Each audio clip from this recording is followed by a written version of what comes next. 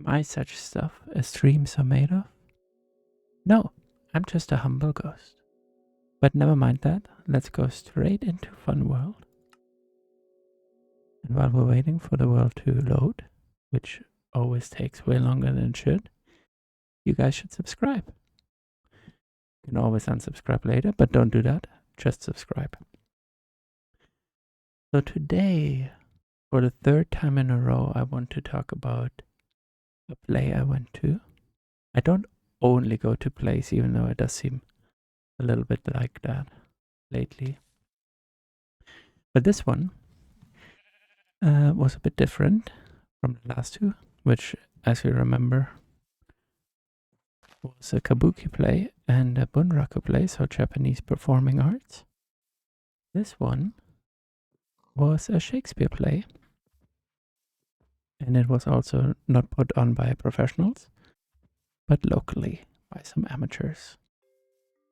And so, well, since I live in Tokyo, it was in Japanese. That was a really interesting experience for me. I've seen a few Shakespeare plays over the years. Never in Japanese though, so that was the first. And I've also never seen The Tempest, which is the play that we went to.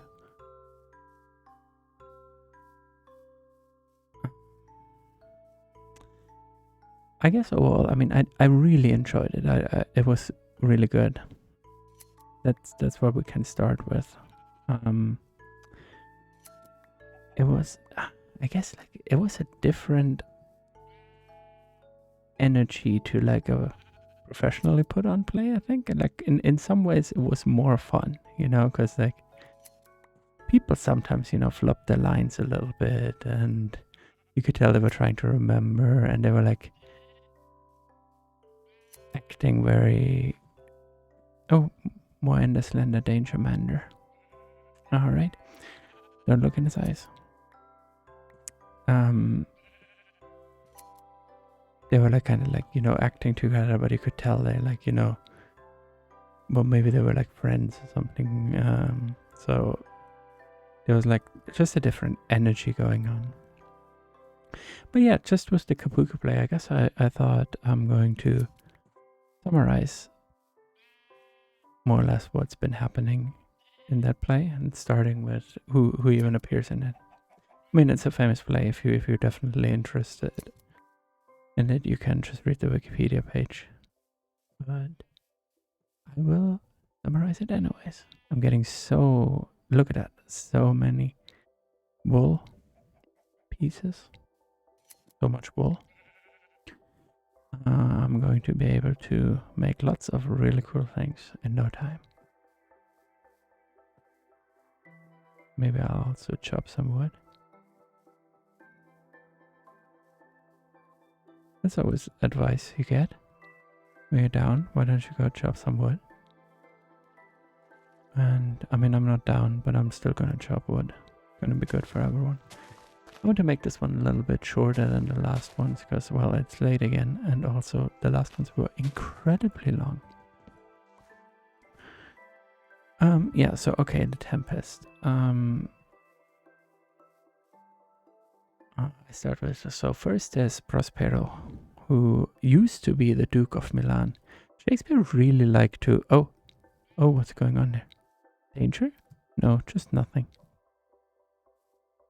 Just a big bold bowl of nothing. Yeah, Shakespeare really liked to set things in Italy. I guess, rich city states and, a bit far away. It's kind of cool at that time. But, I mean, did I lose my house? That wouldn't be ideal. Kind of over there, right? Yeah. It's kind of in that direction. Also, I should eat something when I am back home. Nice.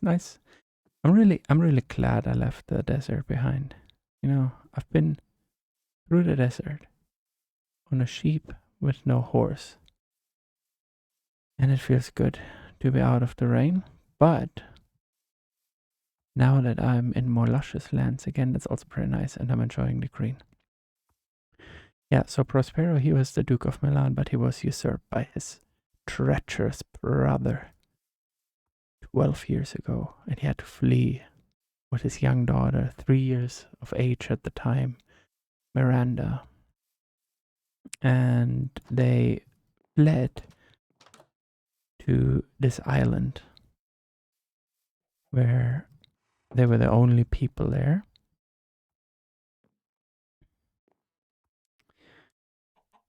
But there's other beings on the island. What do I want to do? Wait, I want to make food. Food is good. Isn't that right? Bread. Eat. Very good. Very good. Yeah, so horsey. One up here. Pretty good. Yeah, so they had to flee. And on the island, Prospero, so I didn't catch everything. I didn't see, like I said, the Tempest in English before. So, because it's Japanese, I'm a little bit, what do you say, like, thin on details, I guess. It's so nice to be able to run. It's terrible not to run. It feels really bad. I mean, I don't know if you guys can feel this through just watching, but when I double click to run and I don't run, that's like physical pain. Real bad. So that's actually probably why I needed or wanted to go immediately. That's very pretty wood. What kind of wood is this?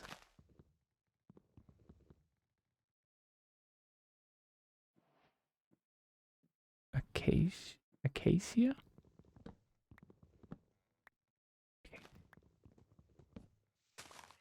We have that in Germany. I know it's Akazian, I think, German. But I don't know the pronunciation in English, so here we are. Yeah, so there's these other beings that Prospero, who I think didn't used to be a wizard or whatever, like a magic user. Very modern wording there. Yeah, he didn't used to be that, but like I remember, like he took a book of magic, I think, with him, which was like the only thing he had, and with that he conquered or subjugated beings on the island.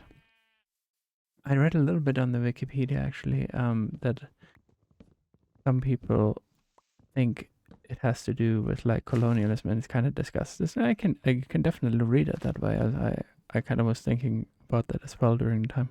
But yeah, so he subjugates this being called Ariel, which is like very airy sprite that is very magical, very powerful, can do a lot of things, can turn invisible, can make people fall asleep, things like that, and it's very like good spirited, always quite happy, Seems it's like we like Ariel. And then there's Caliban, who is like a monster. It's like born of a she witch. It's like very Beowulf actually. In some ways, but more like comedic, I guess. And he's like dirty, a bit gross, bit inappropriate, one would say, and quite monstrous. And he's being like, it's more clearly he's enslaved by Prospero. He doesn't really at all like him, and yeah, it's kind of also angry with him, which I feel like from a modern perspective we kind of like, yeah, Prospero, I don't know about all that. Although I mean, even the play talks doesn't see Prospero as a positive necessarily, although I think that might be more to do with him using magic at all, which questionable in that time period. It's really nice, huh?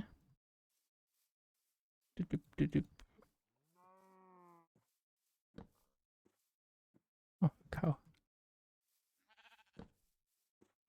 Yeah, so those are the 4 people on the island, and then so in the first scene or first act, I guess, Prospero he conjures up a storm, the Tempest, that the play is named after, and he gets a ship to strand on the island he is on as well. Okay, that was a bit convoluted. Either way, the people that are on the ship is so for one, it's the King of Naples. He's like good guy, I guess. We like him. And then there's Prospero's treacherous brother, who also has a name that I didn't write down. No, I did. Antonio. We don't like him. He's conniving and he's bad. And in one scene, he tries to kill the king of Naples, who, you know, has been nothing but kind to him. Yeah, so really terrible. Don't like that guy at all. He needs to learn some manners. And he will get his comeuppance. Spoilers. And then there's a couple more people. These are like the two. On the ship, there's like 4 groups of people. One are these 2, and some other nobles. They have a story line. So the king and Prospero's brother and some of the other higher ups in Milan and stuff like that. And then there is Ferdinand, I think. Yeah, I think his name is Ferdinand. Should have written that down too. Oh boy. But yeah, he's like the son of the king of Naples, and he's a handsome young lad and very honorable, and good guy Ferdinand. And then there's so that he's stranded by himself, and then there's a third group which is the king's jester and the king's butler, who's a drunkard. That is mostly his personality. He likes to drink a lot, and he does drink a lot during the play. And the fourth group are just all the rest of the sailors and the captain on the ship, which are asleep until the very end of the play. So you don't have to pay them any royalties. But I mean, Netflix not paying any royalties anyway, so I guess it doesn't matter. They could cast the whole sailor troupe, and it would be pretty cheap for them. It's a reference to contemporary issues. Okay, so what's going on? So Ferdinand is kind of like, he falls in love with Miranda. Again, very at first sight kind of thing. They're like, we love each other now. And Prospero's like, really? Okay, cool. And yeah, so like I said, Alonso, the king, and Antonia get into some hijinks. Antonio tries to kill him at times, but he gets it's intervened, and so he doesn't die. And then, oh yeah, so that's the thing. Yeah, this is actually like this in some way the funnest part. It's like the comedic relief.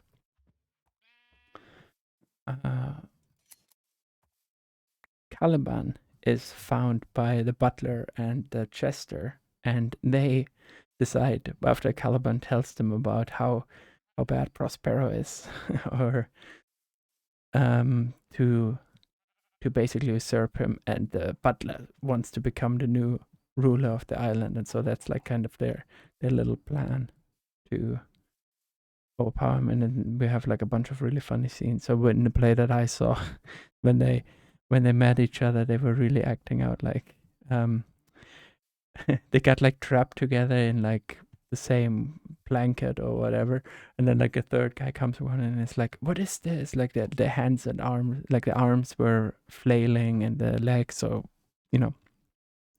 4 legs, 4 arms coming out of this blanket wedded in together, and it's like, is this fish? Is it a human? It's like, it smells like a fish. a rotten fish.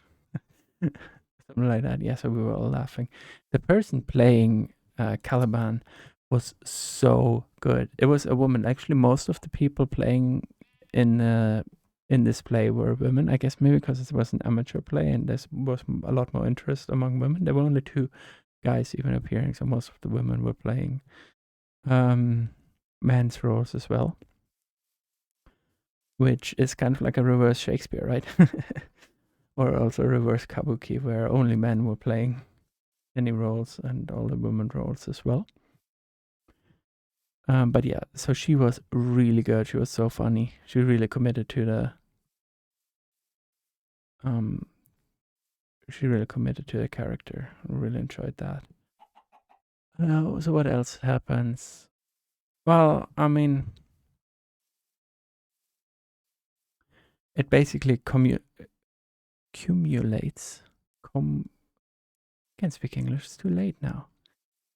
Well, they both all end up like together and kind of basically, Caliban and those wannabe comic usurpers are being chased away, and they swear that like, oh, they will not do it again, something like that.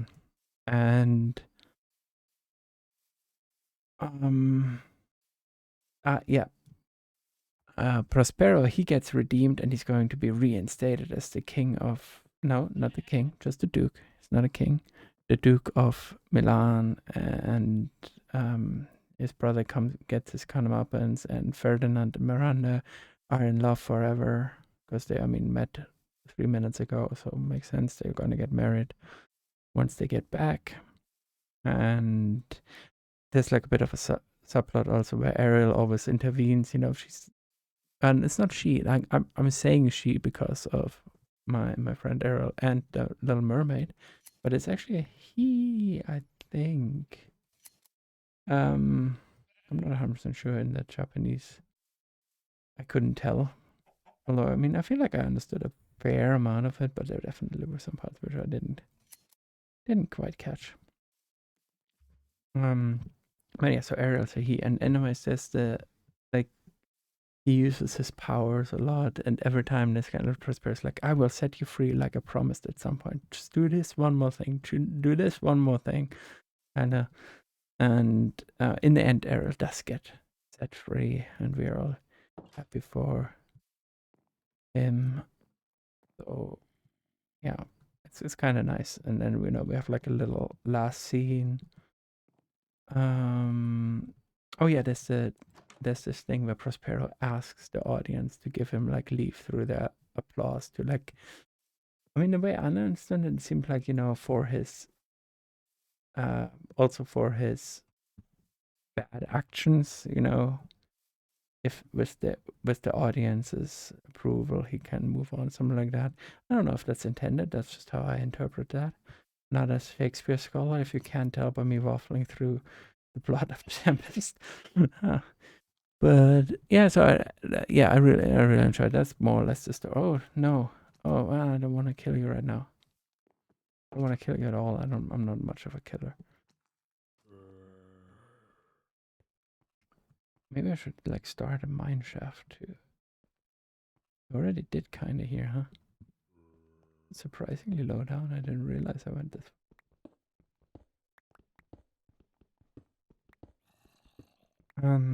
Yeah, I guess I should just say a couple more things. Like for us, it was interesting. We were like some of the last people to even go into the theater, and still we got like front row seats. I guess no one wanted to be that close. I mean, I've been a couple times a place where I've been that close, I think, but it felt really like intimate. Like the actors were like looking into my eyes at times, and I was like, that's a bit like I like to be an unseen other in place. Although it can be fun. Um, yeah, and then I think a lot. The other thing is, it was a good amount of people. I would say like 60, maybe. I don't know. It's hard to say. Maybe even between 60 and 80. I guess I'm just ballparking that one. Might have been more. No, nah, probably not. And I feel like most of them like knew the actors that appeared in the play. And so afterwards, they were like meeting, they were talking, and I mean, we were the only foreigners. I mean, we were often the only foreigners in professionally put on plays. So in like a local one in Japanese, I guess it's pretty likely that we would be. Actually, the guy when he came in was like, he looked at us and was like, "So you know this is all in Japanese, right?" Like, so yeah, we got that one. But it was nice. A lot of older people. Like I said, the people that appeared in the play were like, they really were committed. I really enjoyed that. I want to go to more local things now for sure. Like I said, my Japanese good enough. Definitely, I understood most things, having had read a short summary of the Tempest. The costumes were really good, especially again, Caliban looked so fun, and they were kind of like doing with what they could. So they had like different kind of more modern hats sometimes, but it worked so well. It's just, I really like that kind of like creativity. You're like, oh, we're gonna make do with what we have, and it worked. It just really worked incredibly well, I thought. So yeah, I think in terms of plays, this was like a very fun experience. Like also like price wise, much cheaper than obviously a professional play, and really good time. Yeah, I mean, it's still this video is again longer than expected. I don't know. I guess I just get into the groove and then I start talking and talking and talking about my thoughts. I was gonna talk about there has been a debate, or sort of a debate, between Hassan and Ethan from the Leftovers podcast. But socialism, and I don't really, I don't want to react to it per se, but it made me like think of a bunch of things. But it's a bit of a heavy topic, and I feel like I should take a couple more notes first. But I definitely want to soon get back to a little bit of political content rather than the more, well, what do you call it? Art reviewing content that I've been doing. I don't know. I mean, it worked quite well for some reason. People seem to like the video of me just talking about my experience going to a theater. But I still want to go back to some of the other types of videos I've been doing. So stay tuned for that. If you didn't subscribe when I said subscribe earlier and you're still watching, which by the analytics I think no one is at this point, but if you are, definitely subscribe again, but don't unsubscribe accidentally. And I'll see you in the next one. Stay spooky, my friends.